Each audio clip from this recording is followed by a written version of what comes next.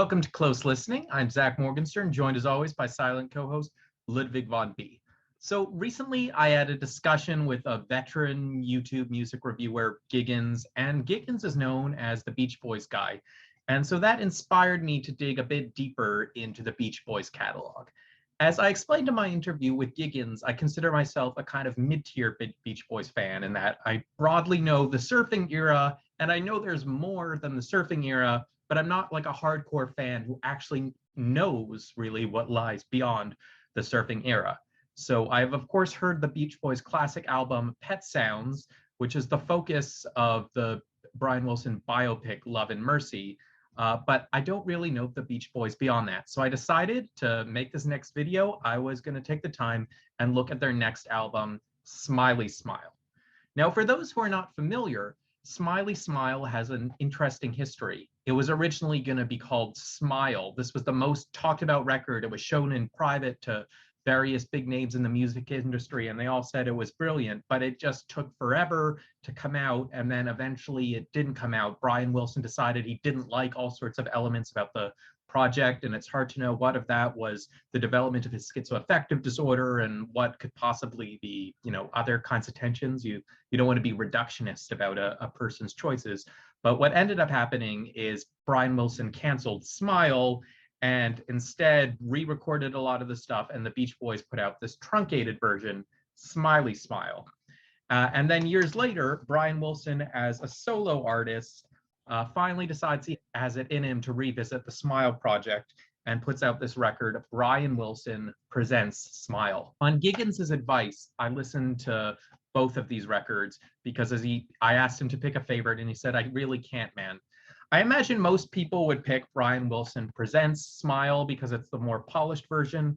I think it's worth clarifying that neither of these are necessarily Smile as it was originally envisioned. That record may very well be lost to time and the mysteries of Brian Wilson's mind. But I want to talk about what's on both of these records, what's interesting about them, and why I think they both fall a bit short. So let's start with Smiley Smile. And you see it as this intriguing cover art, this, flowery garden with what might just be tropical plants, might be weed in there, hard to say.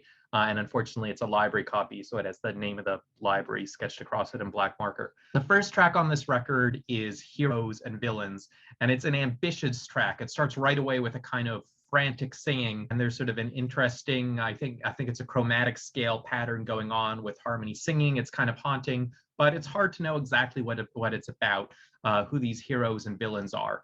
When I finally did take the time to look at the lyrics, the one reference that did stand out to me was a woman being killed accidentally by bullets firing between these heroes and villains. And I guess the song is maybe kind of saying it's a man's world, and whether the men are heroes or villains, there's a shortcoming for that. We have to watch out for other people as well. Now, if every song on Smiley Smile sounded like heroes and villains, it probably would have kept the Beach Boys at the commercial heights they had previously been at. But unfortunately, the next song kind of says something about the tone of the record, and it's called Vegetables.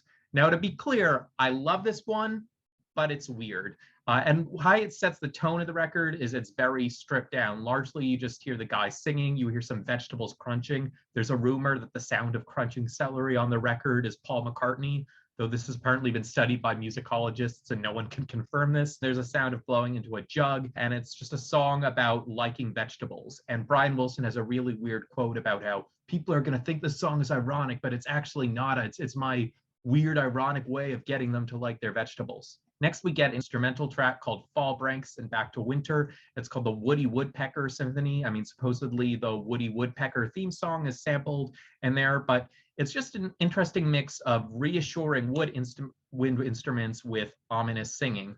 And one thing that could have gone with the pressing of this that ended up on Smiley Smile, it was originally part of a more elaborate piece called Fire, and Brian Wilson apparently got terrified writing that piece. It activated his more serious paranoia.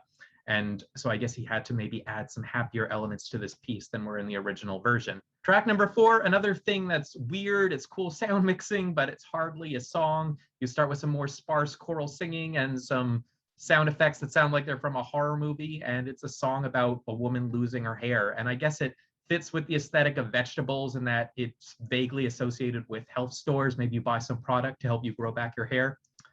Track number 5 is called Little Pad. It's a weird, half-committed Hawaiian song. It sounds almost like one of the half songs that outtakes on the Beatles' Let It Be album. Then you have the real classic, which is Good Vibrations. So this was the hit from the record, and it was released, I think, almost a year before Smiley Smiley came out. So unfortunately, Smiley Smile, the album, didn't get to ride the coattails of its best single. So on the one hand, it's a very weird song. It has that space age instrument, the theremin in it, talking about beauty in an abstract way, good vibrations, but it has a thick, full, beautiful sound. You have 2 verses, 2 choruses before the melody gets a little weirder. It basically is a good combination of weird and hit material. And honestly, as a music critic, that's what I want. I think the best songs are experimental, but they have to remember the core things that make songs interesting. And that may be boring to avant-garde composers, but at the end of the day, the job of a song is to sound good. So that's why I love songs like Good Vibrations that manage to be the best of both worlds. Track 7 is With Me Tonight. This is another sparse song with minimal lyrics. So I guess you get some classic Beach Boys in the harmonies, but that's really it. Track number 8 is Wind Chimes. I classify this one with vegetables in that it's really weird, but it kind of works. I guess it's a very psychedelic experience where it's quite literally the Beach Boys' voices imitating the eerie, monotonal yet beautiful sound of wind chimes. I guess you sort of imagine Mike and Dennis and Carl and Brian, hanging from strings and banging together gently. Wind chimes. Track number 9 is called Hungry. It's a mix of conventional rock songs, a Beach Boys themes with reference to sweating in California, and some more feisty rock with emphatic organs. Ultimately, the chorus comes in as kind of a surprise relative to a more laid-back song. So it continues to be, one of the many weird songs on this record. Track number 10 is Wonderful. It's serene. Lyrics are kind of poetic, but its individual effectiveness gets lost in the harmony. And finally, Smiley Smile ends underwhelmingly with a track called Whistlin'. Sort of sounds more like a study in the Beach Boys singing than an actual standalone song. So overall, the impression you get from Smiley Smile is the Beach Boys are going for something different than before, but by different, that often means sacrificing melody, sacrificing a lot of instruments, and creating songs that don't really sound like songs. So does that change when Brian Wilson comes out with the full project, Brian Wilson Presents Smile? Well, yes and no. So on the one hand, there are certainly a lot more instruments. It's a richer orchestral sound. On the other hand, Brian Wilson is solely writing music for this one, and the lyrics are not by Mike Love or any other Beach Boy. They're by the lyricist Van Dyke Parks. So Brian's head is all in the music space, all in the composing space. I should mention Van Dyke Parks did lyrics for Smiley Smile as well. As a result, with all the Smile project, Brian Wilson was laser focused on musical ambition and not necessarily on churning out hits. That said, the difference with Smiley Smile and Brian Wilson Presents Smile is that with Smiley Smile, the weirdness comes out in the Beach Boys' classic vocal arrangements, and Smile, it does come across as more of a modern symphony. So Brian Wilson Presents Smile starts with Our Prayer G. It's a rich musical sound leading to some doo-wop, reminding you that this is still coming from a Beach Boy, leading to a horn announcement for the song Heroes and Villains. So track number 2, just like track number 1 on Smiley Smile, Heroes and Villains. Doesn't sound drastically different at first, and then there's a bridge about some drama happening in a cantina. Again, a more specific reference to a woman getting shot, repeating those themes of, men fighting and not leaving this world peaceful enough. And then there is a very beautiful orchestral ending. So overall, the Heroes and Villains on Brian Wilson Presents Smile, probably a little stronger, though you could argue that the bridge about margaritas and the fight in the bar room isn't very melodic, so maybe the shorter version on Smiley Smile is better. Kind of toss a coin there, actually. Track 3 is Roll, Plymouth Rock, Roll. So one theme you can vaguely sense in here is a sort of history of America or Americana. Brian Wilson was friendly rivals with the Beach Boys, so he was trying to create a distinctly American musical experience.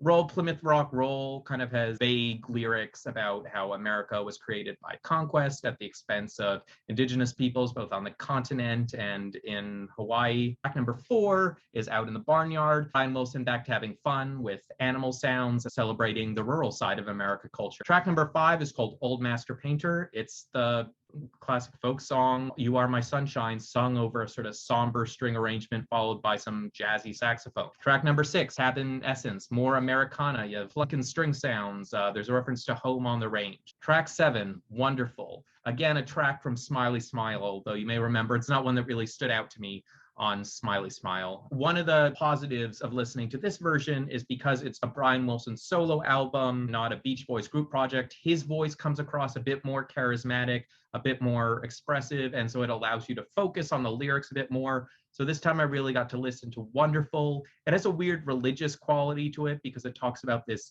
innocent woman being corrupted by a non-believer.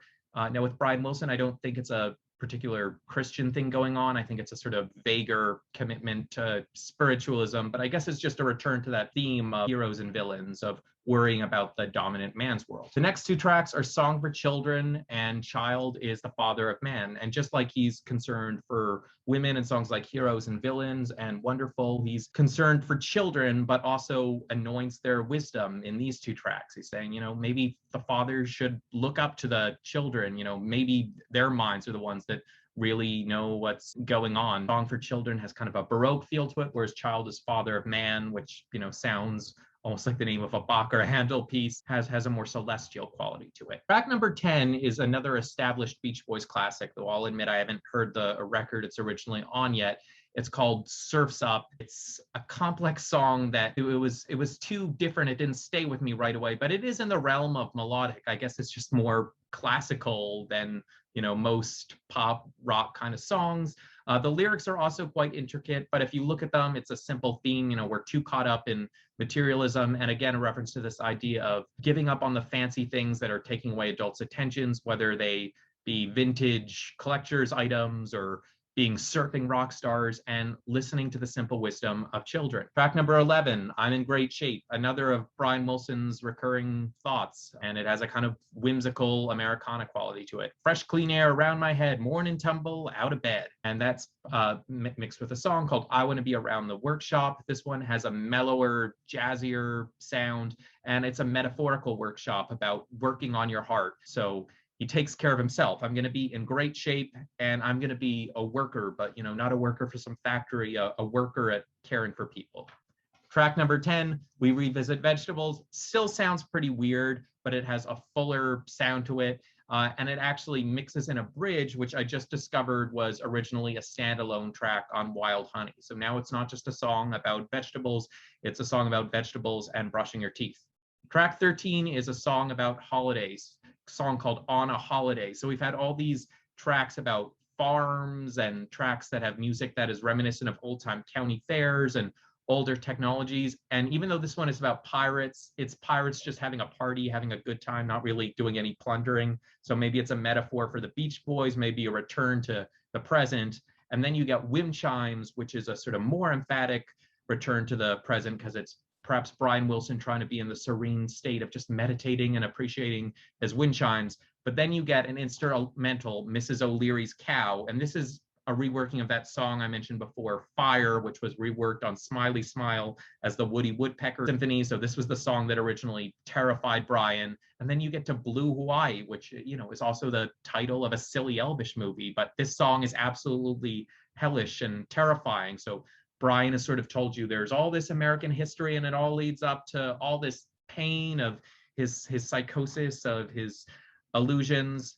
And then finally, the album ends on Good Vibrations, which could be a happy love song. It could be a reference to Brian finding happiness with Melinda Ledbetter, but it's also a very weird love song. So it speaks to the fact that he's never fully escaped the struggles of his mental condition. But, you know, it's a great song. And even if you're not crazy about the rest of the album, and nice to hear it, not as a sort of group project, but in Brian's aged, more charismatic voice. So overall, from a close listening perspective, both of these records are interesting to listen to.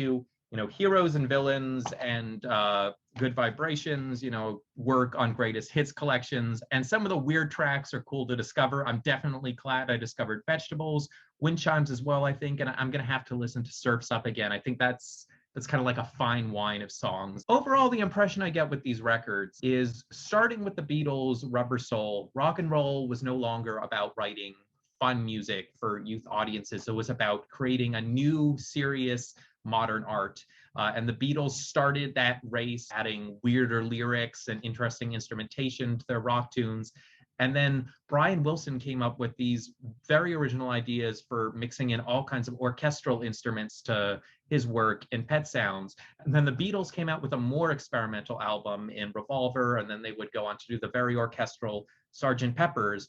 And so Brian is in this race. How can I prove I'm a bigger genius? But unfortunately, what is so brilliant about Rubber Soul and Pet Sounds' albums is that both of their genius is underlying. You appreciate it if you're a music producer, or if you're just some puts like me, you appreciate it after listening to the songs or after seeing the rehearsal scenes in Love and Mercy and realizing how many little musical nuances to it. Yet those songs, those weird songs, they're also catchy. They have a beat they can be sung along to. They can be covered even on simple instruments. The genius of Pet Sounds is that it was a musically brilliant album that worked as a pop album. And ideally, what Brian Wilson should have done is not trying to top Pet Sounds, but make another Pet Sounds, because he clearly had the talent to match pop songs with interesting underlying musical arrangements. But for various reasons, we never got that second Pet Sounds. Instead, we got this experimental record, which was supposed to be this experimental record. And I mean, there's an alternative reality where Brian Wilson, not burdened or less burdened by his psychological struggles, maybe develops into a great classical composer. And maybe that's what he wanted. I mean, it would be an awfully cool story that this person who couldn't read music, who had no formal musical training, develops into the next Bach, Mozart, Beethoven. But, for an idiot like me who just likes his rock and roll, I wish there was a world where, rather than that classical journey, rather than the ambition that drove Smile becoming Smiley Smile, becoming Brian Wilson Presents Smile, we just get another Pet Sounds. Because for me, that's an album where the genius is hard to top. But what do you think? Let me know about some of your favorites, what you think of these two records. I'm Zach Morgenstern. This is Ludwig von B. See you next time.